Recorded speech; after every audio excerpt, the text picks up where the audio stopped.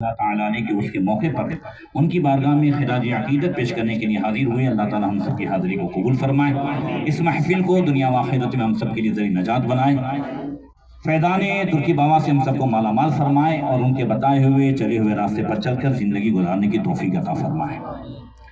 حضرات کافی ٹائم ہو چکا اور میں نے حضور قاضی گجرات کی بارگاہ میں عرض بھی کی کہ اب میں اپنا ٹائم آپ کی بارگاہ میں پیش کرتا ہوں۔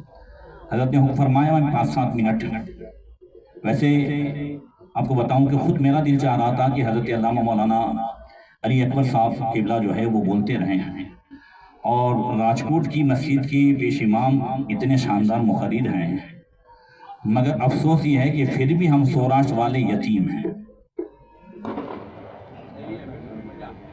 پھر بھی ہم لوگ کیا ہیں؟ یتیم ہیں۔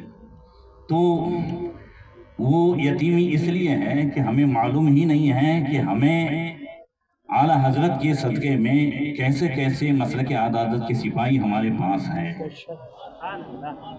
تو ہم ان کی قدر کریں اور ان کے ذریعے سے ہم مسلک اعلیٰ حضرت کی گونج کو ہر جگہ جو ہے پہنچائیں۔ بہت ہی خوشی ہوئی، میں ان کا نام کئی مرتبہ سنتا تھا، ویسے ہی جام نگر میں ایک ابھرتا ہوا نام ہے حضرت مولانا حافظ فیض الحسن صاحب، وہ بھی اچھا بولتے ہیں۔ تو ایک صاحب نے ابھی تھوڑی دیر پہلے کہا کہ چھوٹوں کو جو ہے، جو ہوشیار ہیں ان کو بڑوں کا جو ہے ویرودھ کرنا چاہیے جو غلط کر رہے ہیں، میں نے کہا چھوٹوں کو آگے بڑھانا چاہیے، ویرودھ کرنے کی کوئی ضرورت نہیں ہے،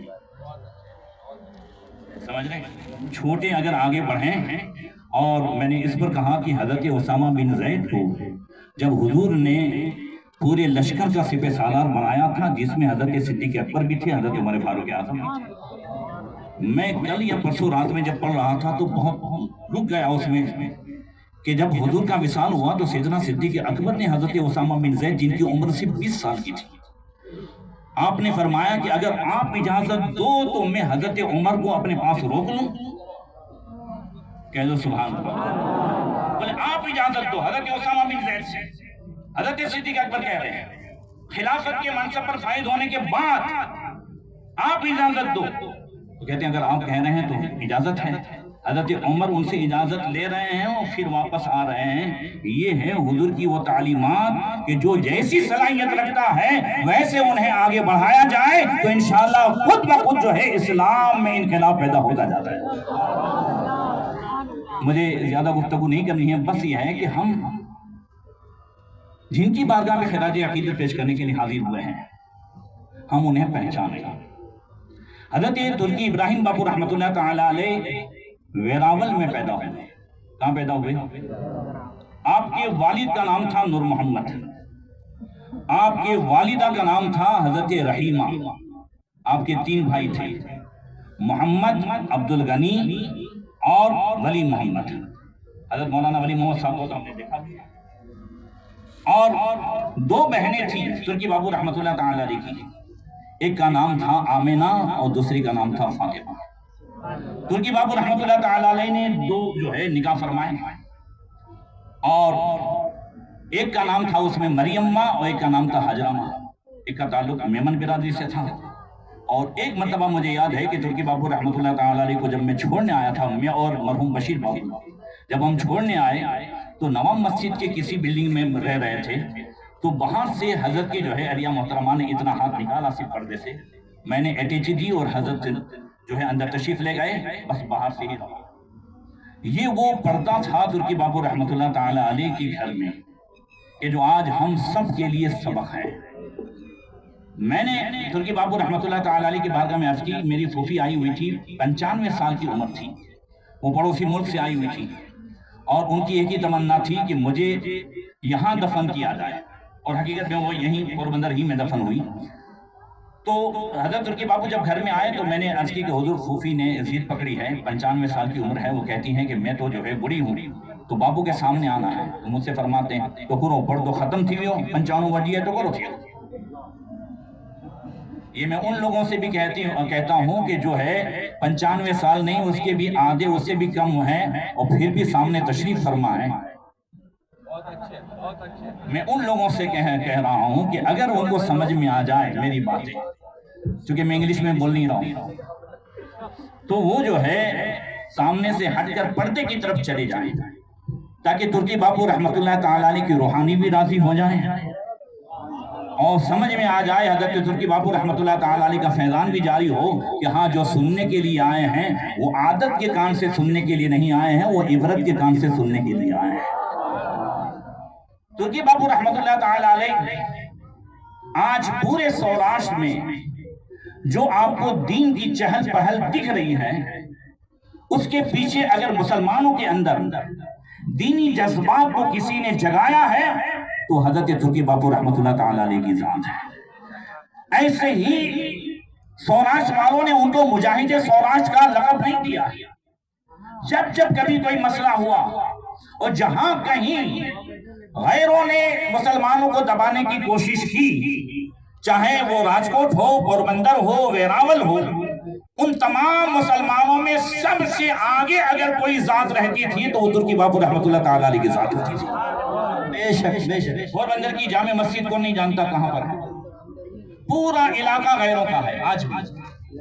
پوربندر کی جامع مسجد وہاں چیلنج ہوا اور یہ ہے کہ مسلمانوں کو للکارا گیا، لوگ وہاں نماز پڑھنے کے لیے جانے سے ڈرتے تھے۔ ترکی باپو رحمت اللہ تعالی علیہ سب سے آگے تشریف لے گئے، کہا میں وہاں جاؤں گا اور میں جمعہ وہاں پڑھاؤں گا۔ پھر مسلمانوں کی وہ تعداد ہوئی کہ غیروں کا جو منصوبہ تھا وہ دھرا کا دھرا رہ گیا۔ تب سوراشٹر والوں نے کہا اس سوراشٹر میں چاہے ترکی باپو رحمت اللہ تعالی علیہ پوربندر کے نہیں ہیں، مگر جہاں جہاں اسلام کو دبانے کی کوشش کی ہے وہاں مسلمانوں کی طرف سے اگر کوئی مجاہد میدان میں آیا تھا تو ترکی باپو رحمت اللہ۔ جتنی آپ کو کمیٹیاں نظر آتی ہے وہ اکثر کمیٹیوں میں، چاہے وہ ملا کی کمیٹیاں ہوں جام نگر میں، پوربندر میں، ان سب کی بنیاد ترکی باپو رحمت اللہ تعالی علیہ نے ڈالی تھی۔ ترکی باپو رحمت اللہ تعالی علیہ کہ ایک صاحبزادہ اور ایک صاحبزادی دو ہی حیات رہے۔ آپ نے والد صاحب کی نسبت سے صاحبزادے کا نام رکھا تھا نور محمد۔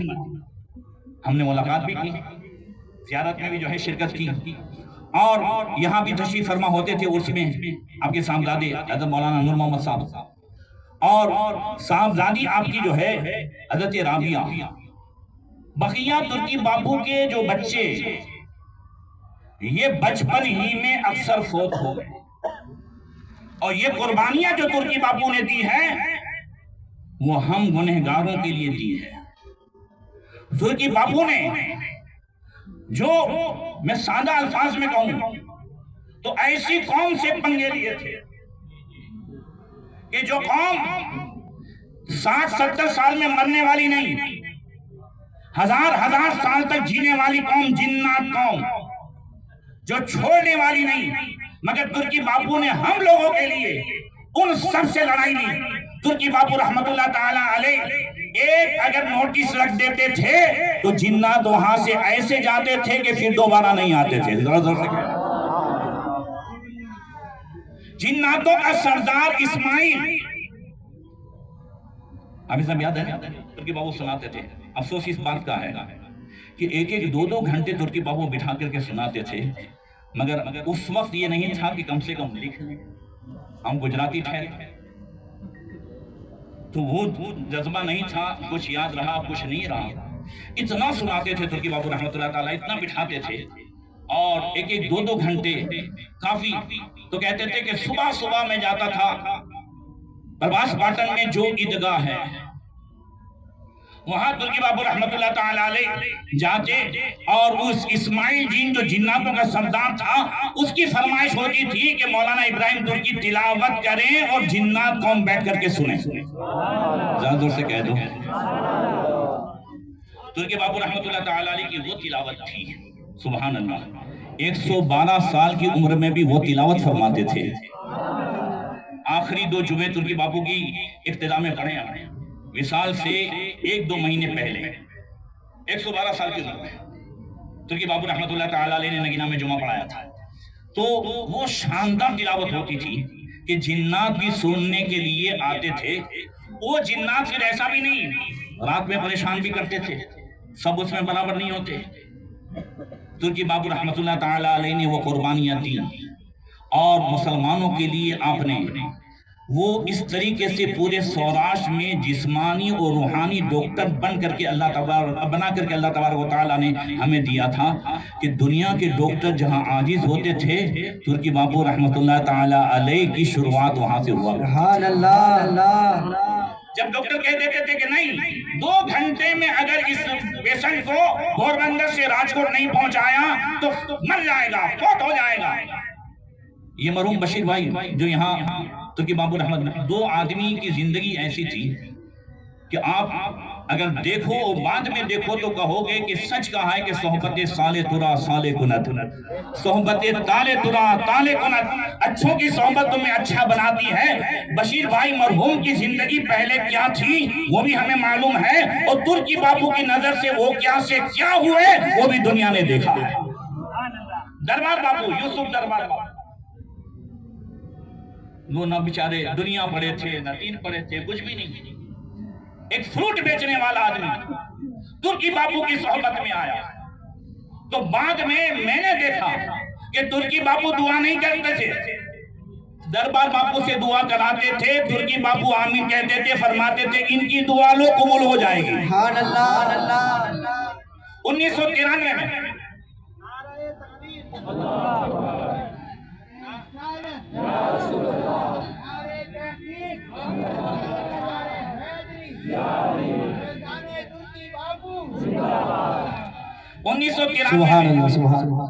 مرحوم اسماعیل عبدالستار چیتل والا جو میرے گھر کے پیچھے ہی رہتے تھے، ابھی 1 آدھ مہینے پہلے ان کا وصال ہوا۔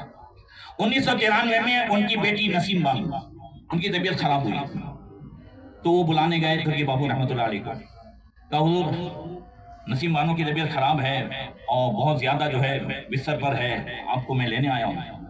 ترکی بابو نے اپنا عصا لیا اور اسے دم کیا، کہا دربار بابو کو لے جاؤ، یہ عصا سے وہ کام کر دیں گے۔ دربار بابو سے کہا جاؤ جہاں وہ سوئی ہوئی ہے نسیم بانو وہاں پہ اسے جھول سے پچھاڑنا، اسے اچھا ہو جائے گا۔ کہا زور سے کہہ دو ہے دنیا میں کوئی ڈاکٹر جو اس طریقے سے علاج کریں؟ تو جیسے ہی دربار بابو گئے انہوں نے ترکی بابو، اور یاد رکھیں یہ سب عقیدتوں سے ہوتا ہے، سمجھ رہے ہیں؟ اگر ہم وہابیوں کی طرح ہیں ہوگا کہ نہیں ہوگا، ہوگا کہ نہیں ہوگا، ہوگا کہ نہیں ہوگا، یہ ہونچی یہ گدھوں کا طریقہ ہے، ہوگا کہ نہیں ہوگا۔ ہاں اعلیٰ حضرت کا مشن تو یہ ہے، اعلیٰ حضرت کا جو فرمان تو یہ ہے کہ ہاں ہوگا، ذرا زور سے کیا فرماتے ہیں؟ ہوگا۔ غوث پاک نے فرمایا ان یدی علی مریدی کا سماع علی الارض، میرا ہاتھ میرے مریدوں پر ایسا سایہ کیے ہوئے ہے جیسے آسمان زمین پر سایہ کیے ہوئے ہے۔ زمین کا کوئی حصہ ہے جس میں آسمان کا سایہ نہ ہو؟ زور سے بولو، کوئی حصہ ہے جس میں آسمان کا سایہ نہ ہو؟ تو غوث پاک کا کون سا مرید ہے کہ جس کے اوپر غوث پاک کا ہاتھ نہ ہو؟ مگر ہم سنتے ہیں اور اعلیٰ حضرت نے بھی سنا، فرق کیا ہے؟ ہم تو سنتے ہیں مگر اپنے سائے سے ڈرتے ہیں، اور اعلیٰ حضرت نے جب سنا کہ ہاں ہر قادری پر غوث اعظم کا ہاتھ ہے تو اعلیٰ حضرت فرماتے ہیں رضا کے سامنے کتاب کس میں؟ ذرا زور سے کہہ دو، تیور دیکھو اعلیٰ حضرت کا، رضا کے سامنے کتاب کس میں؟ کون آ سکتا ہے اعلیٰ حضرت کے سامنے؟ کیوں؟ 1000 کتابوں کے مصنف تھے اس لیے، کیوں؟ جو ہے بہت علماء فنون کے ماہر تھے اس لیے نہیں، فرماتے فلک وار اس پہ تیرا ذل ہے یا غوث، جب آپ کا سایہ ہے تو پھر کوئی دشمن دین احمد رضا کے مقابلے میں نہیں آ سکتا۔ نعرہ تکبیر، نعرہ رسالت، مسلک اعلیٰ حضرت، فیضان اعلیٰ حضرت، فیضان اعلیٰ حضرت، مفتی گجرات، نعرہ تکبیر۔ مرحوم بشیر بھائی کا ذکر کر رہا تھا کہ مرحوم بشیر بھائی کی بیٹی سکینہ، انہیں ڈیلیوری کے وقت اتنی زیادہ طبیعت خراب ہوئی کہ ڈاکٹر نے کہا کہ فوراً 2 گھنٹے میں اگر راجکوٹ نہیں پہنچے تو ڈیتھ ہو جائے گی۔ مرحوم قاری عبدالرزاق صاحب شیروانی وہ پہنچے، ترکی بابو نے فرمایا کہیں جانے کی ضرورت نہیں ہے۔ زور سے ڈاکٹر کیا کہتا ہے 2 گھنٹے میں راجکوٹ نہیں پہنچے تو ڈیتھ ہو جائے گی، پر کہیں جانے کی ضرورت نہیں ہے، تم بھی یہ پڑھو میں بھی پڑھتا ہوں۔ سبحان اللہ۔ بس تھوڑی دیر ہوئی ہے کہ وہ ڈاکٹر کہتا ہے چمتکاروں چمتکار ہے نا سوائے کہ تھائج نہیں، ذرا زور سے۔ جب طبیعت دیکھی سکینہ کی تو کہاں کی چمتکاری ہے، اس کے سوا نہیں. یہ ترکی بابو رحمت اللہ تعالی علیہ حیات تھے، آج نہیں ہے تو پھر کیا؟ آج نہیں ہے تو پھر کیا؟ پورا مجمع کہتے الحمدللہ. اللہ تعالیٰ نے ولیوں کی ایک ایک چیز میں ایسی برکت رکھی ہے. ہم سب کا عقیدہ ہے شفا اللہ دیتا ہے. بلند آواز سے زور سے، شفا کون دیتا ہے؟ بس ختم کرتا ہوں. اللہ چاہے تو دھول سے بھی شفا، اللہ نہ چاہے تو اسپیشلسٹ کے پاس چلے جاؤ، لاکھوں خرچ کرو، مگر بندہ واپس آتا نہیں ہے. اور اگر شفا دینا چاہے، بہت شفا دینا چاہے تو ایک فیملی ڈاکٹر کے 10 روپے کی دوا سے بھی شفا ہو جاتی ہے. بولو ہو جاتی کہ نہیں؟ نعرہ تکبیر، نعرہ رسالت، مسلک اعلیٰ حضرت خلیفہ تاج الشریعہ، وکیل تاج الشریعہ حضرت سید زین العابدین بابو صاحب قبلہ.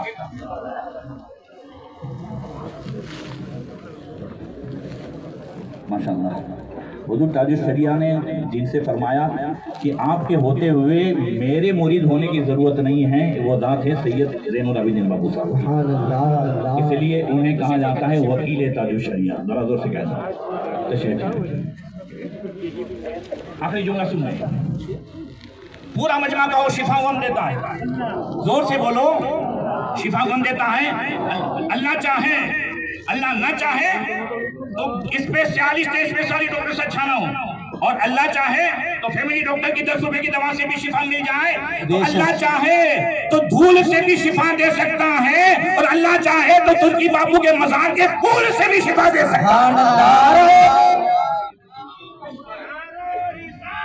یا رسول اللہ